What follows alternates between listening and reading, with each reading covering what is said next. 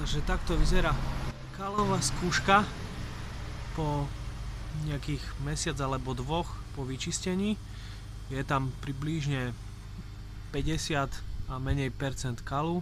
Ja som si tak jednoducho odciachoval fľašku.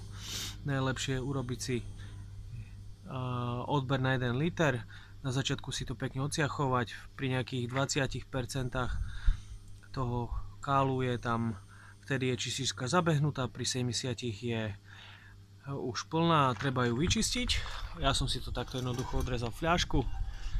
Teraz to veľmi nevidno, ale je tu s izolačnou páskou pekne odciachované 20, nejakých 100 a 70. Ja to mám pekne pod tým, na tom môžete pekne vidieť, ako to vyzerá. Z vrchu pohľad